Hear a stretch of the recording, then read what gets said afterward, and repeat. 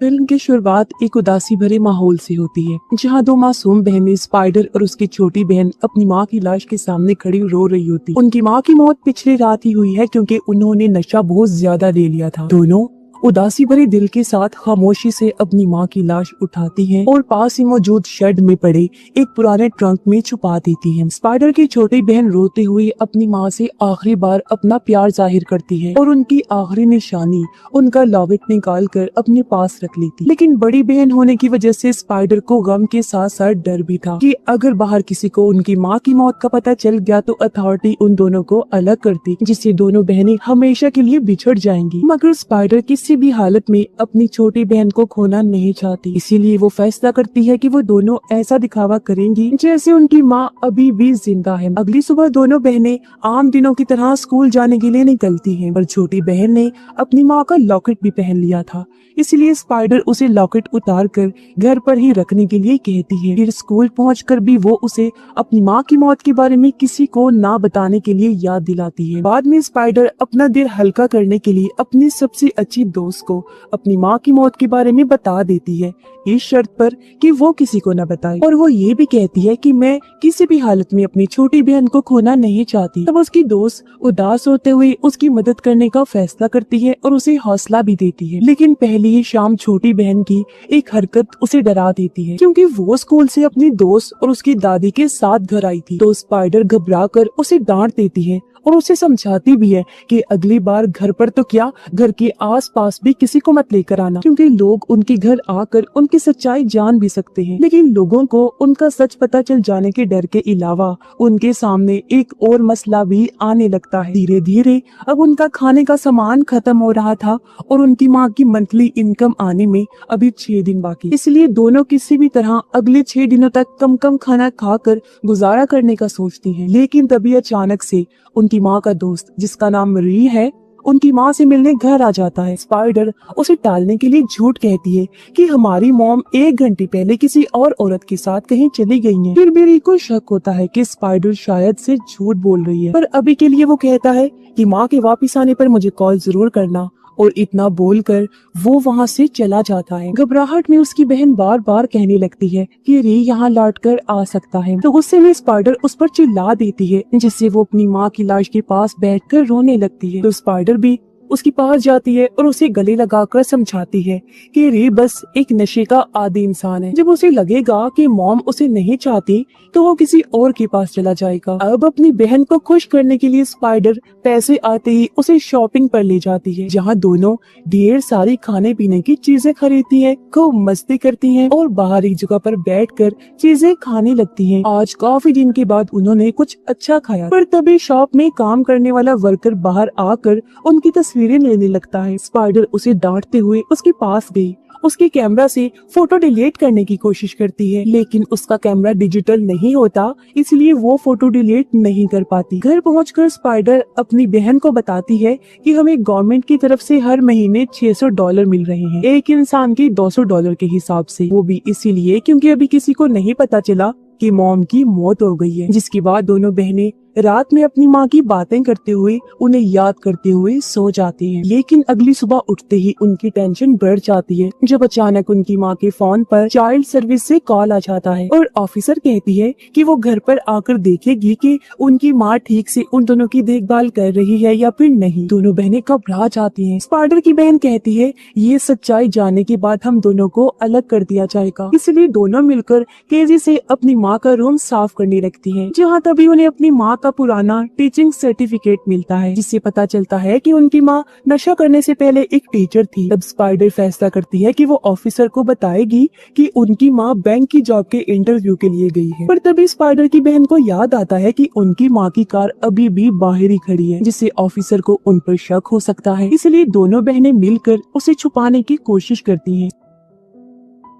Spider को गाड़ी चलानी भी नहीं आती, पर जैसे तैसे वो गाड़ी को चला पाई और किसी तरह कार को नजरों से दूर छुपा देती है। फिर अगले दिन जब ऑफिसर घर पहुंचती है तो दोनों कहते हैं कि उनकी माँ जॉब के इंटरव्यू के लिए गई है और अपनी माँ को उसके सामने एक जिम्मेदार और प्यार करने वाली माँ दिखाने की कोशिश करती है। ऑफिसर भी उनका पूरा घर, फ्रिज और उनकी माँ के कमरे को अच्छे से चेक करती है और सब ठीक समझकर उनकी माँ के आने पर कॉल करने का कहकर वहाँ से चली जाती है। दोनों अभी के लिए तो सुकून का सांस लेती हैं, लेकिन वो जानती हैं कि ऑफिसर कुछ दिनों बाद फिर से आए, इसलिए अगले दिन स्पाइडर वहाँ से कहीं दूर भागने का इरादा करती है और बस स्टैंड जाकर टिकट्स की कीमत पूछती है। लेकिन उसकी उम्र सिर्फ 15 साल है। ये जानकर रिसेप्शनिस्ट उसे अकेले ना घूमने का कहता है। तब उसकी बातों से पक कर स्पाइडर वहाँ से निकल जाती है और वापस कुछ जरूरी सामान लेने स्टोर में आ गई थी। वहाँ उसकी मुलाकात फिर से उस कैमरामैन शॉप वर्कर से होती है। वर्कर उसे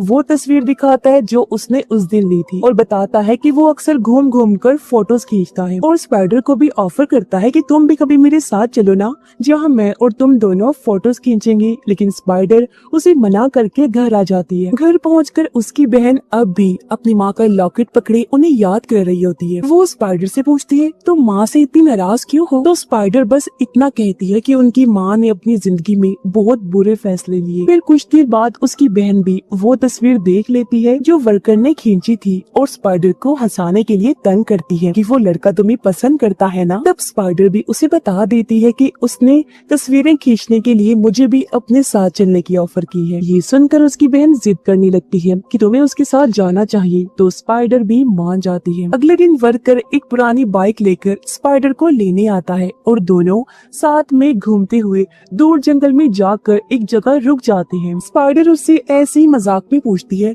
कि कहीं तुम कोई किलर तो नहीं हो? तो वर्कर भी मुस्कुराता है और फिर दोनों जंगल में जाते हैं, जहाँ वर्कर उसे कैमरा इस्तेमाल करना और फोटोज लेना सिखाता है। वापस लौटकर वो स्पाइडर को अपने डार्क रूम में ले जाकर फोटोज भी प्रिंट करके दिखाता है। यही स्पाइडर को उसके एक क्लाइंट के बारे में पता चलता है जो नकली सर्टिफिकेट्स बनाता है, क्योंकि वो डॉक्यूमेंट्स बनाने वाला ऑफिसर था। फिर वर्कर स्पाइडर के कहने पर उसे उसके घर से थोड़ी दूर ड्रॉप कर देता है और उसे कुछ दिन अपने पास रखने के लिए एक छोटा सा डिजिटल कैमरा भी देता है। घर पहुंचने पर स्पाइडर और उसकी बहन दोनों खुश होती हैं। धीरे धीरे दोनों बहनें अपनी माँ के दुख से आगे बढ़कर छोटे छोटे खुशियाँ ढूंढकर एक दूसरे का सहारा बनने लगती हैं। लेकिन उनकी ये खुशियाँ ज्यादा दिन नहीं चलती। एक दिन जब वो कैफे में बैठी होती हैं, तो री वहाँ भी पहुंचकर गुस्से में उनकी माँ के बारे में पूछने लगता है, क्योंकि इतने दिनों से उनकी माँ ने उससे राब्ता नहीं किया होता, और स्पाइडर को धमकाते हुए कहता है कि उनकी माँ अगर उसे नहीं मिलना चाहती तो कम से कम फ्राइडे तक मेरे $300 वापस लौटा दी। दोनों बहनें सहम जाती हैं, क्योंकि उनके पास तो खुद के लिए ही मुश्किल से पैसे होते हैं। घबराहट में अगले दिन स्पाइडर एक स्टोर में जाकर वर्कर का दिया डिजिटल कैमरा बेच देती है, लेकिन उससे सिर्फ $50 मिलते हैं। इसलिए बाकी रकम पूरी करने के लिए वो अपनी माँ का नेकलेस भी गिरवी रख देती है और रात में रे की वैन में जाकर उसके पैसे दे देती है और उससे उनका पीछा छोड़ देने के लिए भी कहती है। लेकिन री स्पाइडर को उसकी माँ के बारे में चिढ़ाकर उल्टी सीधी बातें करने लगा। कहता है कि तुम्हारी माँ एक नशेड़ी औरत है, हर टाइम नशे में रहती है, अगर वो होश में होती तो कभी तुम्हें अकेले यहाँ ना भेजती। उसकी बातें सुनकर स्पाइडर टूट जाती है और रोते हुए भागकर शेड में आ जाती है। गुस्से में अपनी माँ की लाश वाले ट्रंक को बार बार लात मारते हुए चिल्लाती है कि मुझे आपसे नफरत हो गई है, क्योंकि आपने री जैसे घटिया इंसान से भी दोस्ती कर रखी थी। घर पहुँचने पर उसकी बहन घबरा कर उसे कस कर गले लगा लेती है और पूछती है अब री हमें अकेला तो छोड़ देगा ना? स्पाइडर धीरे से हाँ में जवाब देती है, लेकिन वो जानती है कि री ने अगर उनकी माँ की मौत का पता लगा लिया तो उन दोनों बहनों को अलग कर दिया जाएगा। वो अगले दिन इंटरनेट पर गोद लेने के बारे में पढ़ने लगती है। उसे पता चला कि 18 साल का बहन या भाई अपने छोटे बहन भाइयों को गोद ले सकता है, लेकिन उसकी उम्र तो अभी सिर्फ 15 साल थी। रात में उसकी बहन उससे उनकी माँ के लॉकेट के बारे में पूछने लगती है, लेकिन स्पाइडर सोचती है कि कहीं इसका दिल ना टूट जाए, इसलिए वो बता नहीं पाती कि उसने नेकलेस गिरवी रखवा दिया है। तभी उनकी माँ के फोन पर स्पाइडर की ही दोस्त की डैड की कॉल आती है, जो शेरिफ है, क्योंकि वो स्पाइडर की मॉम की भी दोस्त है। वो उनकी माँ को वॉइस मैसेज में कहते हैं कि मुझे वापस कॉल करो, जिससे स्पाइडर अब और ज्यादा घबरा जाती है। अगले दिन वो वर्कर की क्लाइंट यानी डॉक्यूमेंट्स मेकर ऑफिसर से मिलती है और उसे अपने नकली पेपर्स बनाने का कहती है, जैसे ड्राइवर्स लाइसेंस और बर्थ सर्टिफिकेट वगैरह, जिससे लगे कि वो 18 साल की है। लेकिन उसके पास ऑफिसर की भारी रकम देने के लिए पैसे नहीं होते। फिर भी स्पाइडर उसे पेपर्स बनाने के लिए मना लेती है, ये कहकर कि मुझे उन पेपर्स की बहुत जरूरत है, और घर लौटकर अपनी दोस्त को भी अपना प्लान बता देती है कि मैं अपनी बहन को लेकर किसी ऐसी जगह पर चली जाऊंगी जहाँ कोई हमें जानता ना हो और नकली आईडी से खुद को 18 साल का दिखाकर खुद अपनी बहन को गोद ले लूंगी। लेकिन अभी के लिए मैं अपनी बहन को कुछ नहीं बताऊंगी। जो सुनकर उसकी दोस्त हैरान हो गई, साथ ही उसका हौसला बढ़ाती है। अगले दिन स्पाइडर स्टोर में जाकर वर्कर का कैमरा वापस खरीद कर उसे वापस लौटा देती है और उससे दूर जाने के लिए कहती है कि मेरे पास अब तुम्हारे साथ टाइम गुजारने का वक्त नहीं। लेकिन वर्कर उसे साथ घूमने के लिए फिर से मनाता है और वो मान गई। उसके साथ मिलकर ये फोटोज वगैरह बनाती है और धीरे धीरे वर्कर को पसंद करने लगती है। लेकिन बाद में जब वो अपनी बहन के साथ घर पर होती है तो अचानक चाइल्ड सर्विस ऑफिसर फिर से उनके घर आ जाती है। दोनों बहनें घबरा कर अपनी माँ की लाश वाले शेड में जाकर छुप जाती हैं। लेकिन ऑफिसर वहाँ आकर भी जांच करने लगी और उनकी माँ के फोन पर कॉल करके एक वार्निंग भरा वॉइस मेल छोड़ देती है कि अगर उन्होंने शाम तक वापस कॉल नहीं किया तो वो शेरिफ को बुला ले। घबराहट में स्पाइडर सीधे नकली आईडीज लेने ऑफिसर के घर पहुंचती है, लेकिन वो वहाँ नहीं होता और उसकी फेक आईडीज भी नहीं बनी होती। स्पाइडर को अब कुछ भी समझ नहीं आ रहा होता कि क्या किया जाए। उसकी बहन भी फिर से उनकी माँ के लॉकेट के बारे में पूछने लगती है तो स्पाइडर अब उसे सच्चाई बता देती है कि मैंने नेकलेस बेच दिया है। ये सुनकर उसकी बहन का दिल टूट गया। वो कहने लगती है कि वो लॉकेट हमारी माँ के लिए सब कुछ था, लेकिन तुमने वो बेच दिया। इस पर स्पाइडर उसे समझाती है कि हमारी माँ को सिर्फ नशा प्यारा और वो एक बुरी औरत थी। ऐसा स्पाइडर गुस्से में कह रही थी। उसकी बहन ये मानने के लिए इनकार कर देती है। तब स्पाइडर उसे याद दिलाती है कि उनकी माँ कैसे उनके साथ बुरा बर्ताव करती थी और जब उसकी बहन बहुत छोटी थी तो उसकी माँ उसे बरामदे में छोड़कर भूल गई थी। तब स्पाइडर ने उसके रोने की आवाज सुनकर उसे अंदर लाकर बचाया था। स्पाइडर उसे ये भी बताती है कि तुम्हें अज़दमा भी माँ की गलती की वजह से हुआ है। जब तुम उनके पेट में थी तब भी उन्होंने बहुत सारे खतरनाक ड्रग्स लिए थे जिससे तुम्हारे फेफड़े पैदा होने से पहले ही कमजोर हो गई। ये सब सुनकर उसकी बहन टूट गई और रोते हुए कहती है कि ये सब सच नहीं हो सकता। फिर घर से बाहर भागने लगती है जिससे उसकी सांसें भारी हो जाती हैं और वो अस्थमा अटैक से वहीं पर बेहोश होकर गिर जाती है। स्पाइडर भी उसके पीछे फौरन बाहर आती है। तब उसे याद आया कि इसका सांस ठीक करने वाला इनहेलर रिफिल करवाना वो भूल गई थी। घबराकर वो 911 पर कॉल करती है, लेकिन एम्बुलेंस आने में वक्त लगेगा ये सोचकर वो खुद अपनी बहन को कार में डालकर हॉस्पिटल ले आती है। डॉक्टर भी फौरन उसे एडमिट करके इलाज शुरू कर देते हैं, लेकिन डॉक्टर उसे कुछ भी बताने से मना कर देते हैं क्योंकि उनका कहना था कि तुम्हारी बहन की हालत किसी बड़े इंसान को ही बताई जाएगी। अब वो चाहकर भी अपनी माँ को नहीं बुला सकती है, इसलिए उदास होकर वहीं बैठ जाती है। पर तभी उसकी दोस्त के डैड शेरिफ वहाँ आते हैं और डॉक्टर से कंफर्म करके उसे बताते हैं कि उसकी बहन अब ठीक है। तो वो फूट फूट कर रोने लगती है और खुद को अपनी बहन की ऐसी हालत का जिम्मेदार मानने लगती है क्योंकि वो अपनी बहन का इनहेलर रिफिल करवाना भूल गई थी। तो शेरिफ उसे समझाते हैं कि तुम तो उसकी बहन हो, ये सब तो तुम्हारी माँ की जिम्मेदारी है और वो उसकी माँ के बारे में पूछते हैं, लेकिन स्पाइडर कुछ नहीं कह पाती, बस हल्की सी आवाज में कहती है कि प्लीज हमें अलग मत करना। तभी उसकी बहन डिस्चार्ज होकर बाहर आती है और शेरिफ दोनों बहनों को अपने ही घर ले आते हैं। जब उसकी वाइफ को पता चलता है कि उनकी माँ हफ्तों से गायब है तो वो अपने हस्बैंड को कहती है कि इन दोनों बहनों को तब तक उनके साथ ही रहना चाहिए जब तक कोई अच्छी फैमिली नहीं मिल जाती, फिर हम इन्हें किसी को गोद दे देंगे। लेकिन शेरिफ समझाते हैं कि ये आसान नहीं है क्योंकि उनके शहर में पहले ही 70 से ज्यादा बच्चे फैमिली का इंतजार कर रहे हैं और अगर इन दोनों बहनों को भी उस लिस्ट में डाल दिया जाएगा तो उनका एक ही घर में रहना नामुमकिन हो जाएगा। अगली सुबह शेरिफ स्पाइडर और उसकी बहन को स्कूल छोड़ देती है। स्पाइडर अब कैसे भी इन सबसे दूर भागना चाहती है तो उसकी दोस्त भी उसकी मदद के लिए जबरदस्ती उसे कुछ पैसे देती है। फिर स्पाइडर ऑफिसर से फेक आईडीज लेकर घर पहुंच जाती है और तेजी से सामान पैक करने लगी। उसकी बहन हैरान होकर पूछती है कि हम कहाँ जा रहे हैं तो स्पाइडर उसे बताती है कि हमें भागना होगा, लेकिन उसकी बहन इनकार करने लगती है।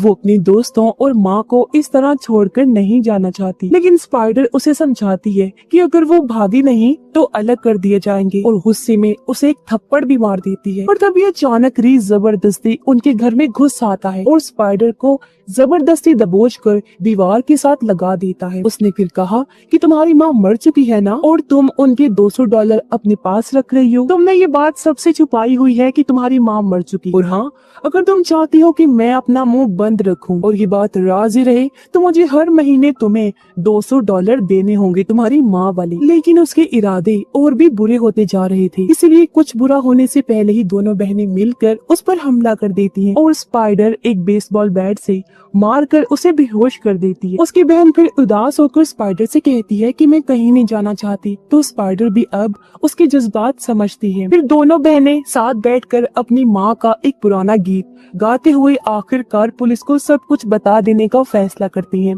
फिर उन्होंने ऐसा कर भी दिया। थोड़ी देर बाद उनकी माँ की लाश को ले जाया जाता है और शेरिफ उनके पास आकर बैठ जाती है। स्पाइडर उदासी भरे मन से उनसे पूछती है, मैंने जो किया क्या वो गलत है? तो शेरिफ भी उदास होकर जवाब देती है, तुमने जो भी किया अपनी बहन को साथ रखने के लिए किया है और खुद भी उन दोनों को अलग ना करने का भरोसा दिलाती। फिर उनकी माँ का फ्यूनरल किया गया, यानी उसे दफन किया जाने वाला था, जहाँ दोनों बहनें दुखी मन और उदास चेहरे से उनके ताबूत पर फूल चढ़ाती हैं और शेरिफ की फैमिली उन दोनों को भी अपनी फैमिली का हिस्सा बना लेती है, यानी उन्होंने ही दोनों बहनों को गोद ले लिया था ताकि दोनों बहनें अलग ना हो पाएं। थोड़ी देर बाद वर्कर भी स्पाइडर से मिलने आता है। इसके बाद स्पाइडर अपनी माँ को याद करती हुई उनका लॉकेट देखने लगती है जो उसने वापस से खरीद लिया था, और अपनी माँ के बारे में हर बुरी बात सोचने पर उसे पछतावा हो रहा था। फिर जब उसने लॉकेट खोलकर देखा तो उसके अंदर दोनों बहनों की बचपन की तस्वीरें। स्पाइडर अब वो लॉकेट अपने गले में पहन लेती है और अपनी छोटी बहन का